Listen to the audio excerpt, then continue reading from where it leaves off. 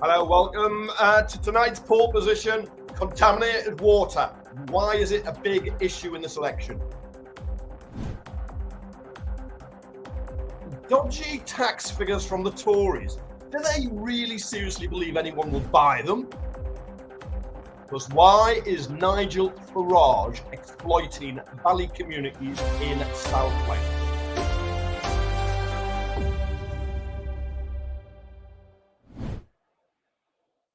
Hello, good evening. Thank you for joining us on Pole Position tonight. And the special guest is, well, he's very special. It is punk star turned clean water campaigner, Feargal, Sharkey, and friend, I can see. Welcome, Feargal, and friend. This is James. This is going to be, come July the 4th, the next MP for Rushcliffe. James, say hello to Kevin. Hi, Kevin. Everyone. James, hi. It's great to have you too. You know, I was looking at Electoral Calculus later, which is the big aggregator. You have an 86% chance of winning what is Ken Clarke's old seat. Yeah, it's a 7,600 majority, but we're fighting for every single one of those votes and making sure that people know that this election matters. Now, Feargal, you've become a clean water campaigner. Tell me about where you are. Tell us, why you've picked this spot. Well, we're standing on the banks of the River Trent, and for no other reason than last year, Severn Trent, who serves this area, in this constituency alone, spent over 11,000 hours dumping sewage into this river in this constituency within my view and in the local community. This river is degraded like every other in the country. And by the way, that is coming from a company that last week paid their chief executive £3.2 million, bringing her total pay over the last 10 years to £27.7 million, and all while that company has dumped in the last 4 years 1.6 million hours worth of sewage into local rivers in the area they serve. Truth is, I'm here because water companies have figured out it pays to pollute, they ignore the regulators, and they just get on their own merry way, destroying our rivers whilst feathering and embroidering and putting even more of our cash into their bank accounts, and that has to stop. Feargal, this actually does sound like a Tory shit show. How have we got here? Because it is a big quality of life issue. No one wants their river full of sewage or their their lake or their beach, the sea. You just don't want it. How have we got here? Well, it's quite simple. Lack of political oversight, particularly over the last 15 years, and a regulatory system that has completely and utterly failed. Here's the thing, Kevin. This industry has made off with £72 billion worth of our money. This was money we paid them to deliver our water and deal with our sewage. And they've gamed the system. And the regulators were simply not up to the task. And it's not only about the quality of life. We have been ripped off. Or to quote the FT, the water industry is now just an organised, legitimate rip-off. We've paid for a service we never got. And if you live on the south coast, like somewhere like Brixham, you're now a month later still having to boil your water. And oh no, by the way, the good news, in a couple of weeks' time, some companies will now announce that they have applied to the regulator to put your water bills up by up to another 90% by 2030. Now, paying more for what isn't a very good service sounds absolutely horrific when, as you say, they've taken so much money out of the industry in terms of profits, bonuses, given dividends to shareholders. The Labour manifesto talks about using fines and stopping bonuses to try and get the industry to behave the way we all want it. Will that actually work? Well, listen, here's the underlying thing here. The regulatory system has completely collapsed. It's proved itself to be worthless. So for me, for the first off, we need to get a government into power that is committed and determined to hold these people to account.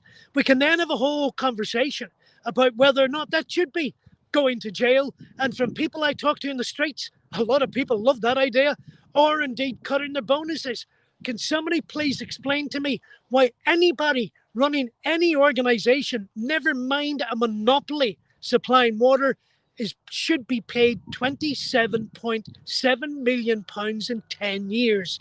The simple truth is this water industry has just been running out of control and rampant. And for me, the first thing we need to do is bring it back into control, bring it under a massive review right across the regulatory system. It needs dismantling to its core, rebuilt, and up to, by my estimate, up to half of those water are now so financially damaged. They're going to need refinancing in some way, shape, or form. And that's going to open up a whole conversation about ownership and structure and how they should operate. So for me, the first priority, Kevin, we need to make sure we elect James here, my friend, and a new Labour government. And then we need to start really looking at the detail of what these companies have been doing and how we're going to fix it. And by the way, we fix it on the basis that not a penny more of the public's money should go into these companies. They've already had our cash. We've already paid them for a service we quite frankly never got, not a penny more. James, you're the Labour candidate in Rushcliffe, explained earlier.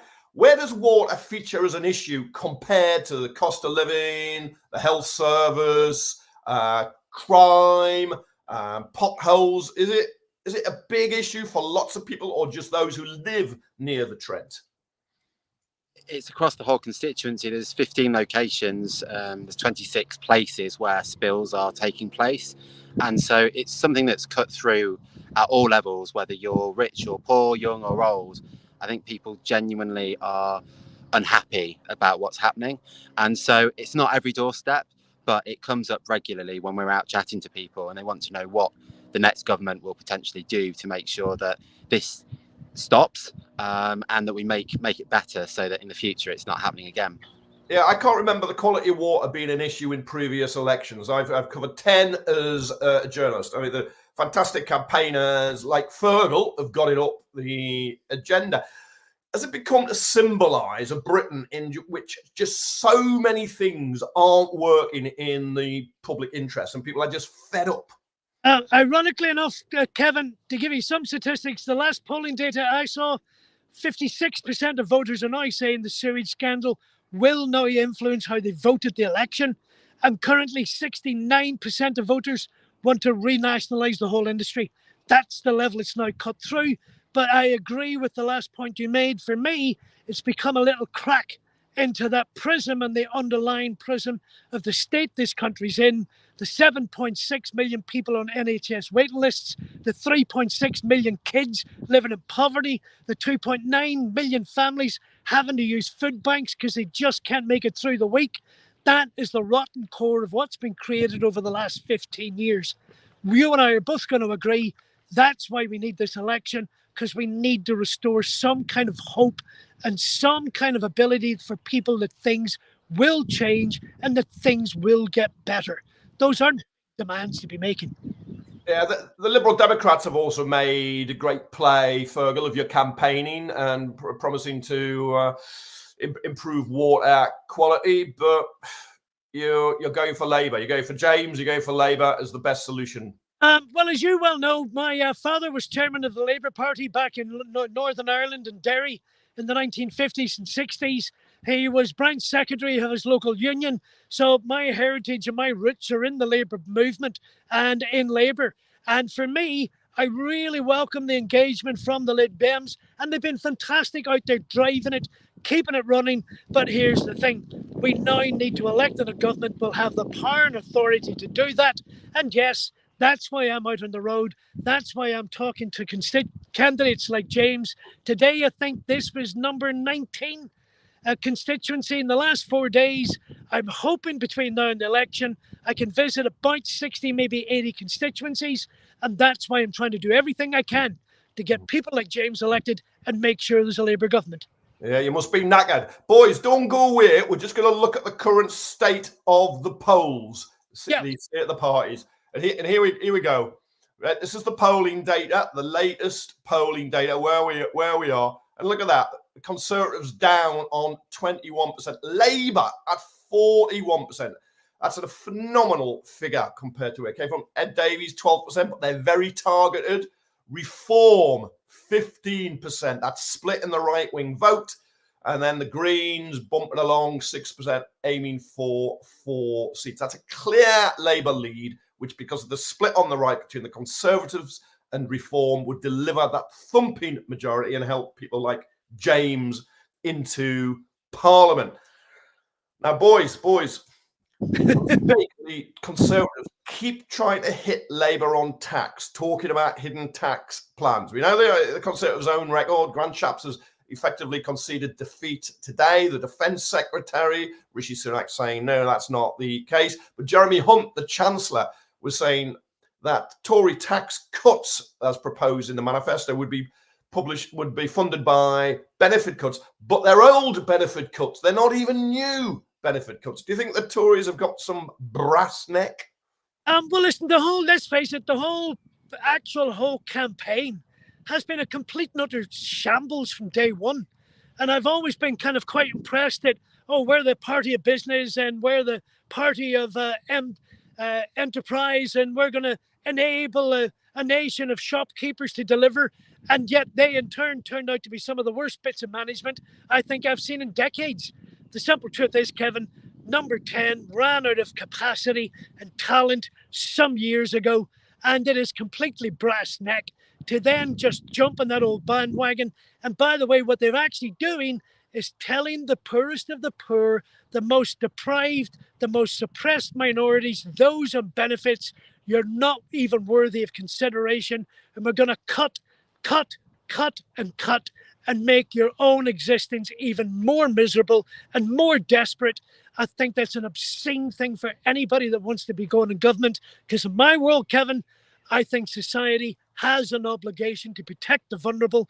And right now, I cannot think of any more vulnerable in society than those children who have living in destitution, have no certainty where the next meal is coming from, no certainty where the next place they're going to sleep is going to be. And there is the Tory party telling them, you're not worthy of our consideration. We're going to give tax cuts to the wealthy, tax cuts to those that can afford it at your expense. That's a James, it's a hard slog to be an MP. You have to fight for every vote, but do you feel you're fortunate to have the opponents you have in the Conservatives and Reform splitting that right-wing vote?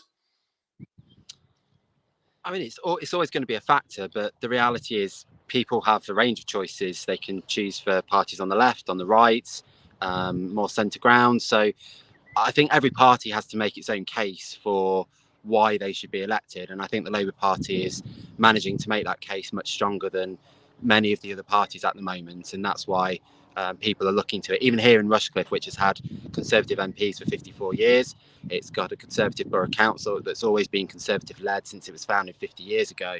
But even here, people are ready for a change. But it's not just an abstract change. Certainly people here are looking at the manifesto, they're interested in what's being said, and they want to make sure that not only that they may themselves be better off, but they want to know that the people around them and that the environment around them is going to be better off. And I guess that's why we're here today. Reform UK's self-appointed leader, Nigel Farage, took his circus, as Keir Starmer would call it, to Merthyr Tydfil in the Welsh Valley today to launch his campaign. It's an area that's 97% ethnic white. His main thrust is being anti-migrant. That is the thrust of Reform UK. Do you think he's what the Welsh Valleys need, or do you, as some others believe, feel that he is exploiting grievances for his own ends? Well, it is the last thing the valleys need, because what I'm hearing on the doorsteps, people are prepared to pay a bit more tax if it improves the life and the world for other disadvantaged communities in the United Kingdom. Farage, let's face it, it is the most debased, manipulative form of politics. It's exactly that kind of extremism and that kind of psychological brainwashing that is employed by those who want to radicalize others. It is that classic stupid game of your life's terrible, you can't get a job, you can't get a house, you can't get a decent wage, and it's all his fault over there. And particularly if that person over there is different from you. It is the most debased, unsympathetic form of politics. And quite frankly, I'm very happy personally to leave the Tories and Reform to fight it out amongst themselves. And I would like to remind everybody, this is not over until July the 5th. So even if Labour's shown a huge majority, we need every vote and every minute of the next 17 days, because here's the clever part. In 17 days' time, we can actually deliver what this country needs. Hope. It needs optimism and it needs a future. And we can fix all of that in the next 17 days. Well, lads, it looks like you've picked a lovely night to go campaigning. Shame about the crap in the water. But there you are. You can fix it, hopefully, after the election. Feargal, Sharkey, James Nash, thank you very much for joining us. Kevin, a delight as always. Thank you very much.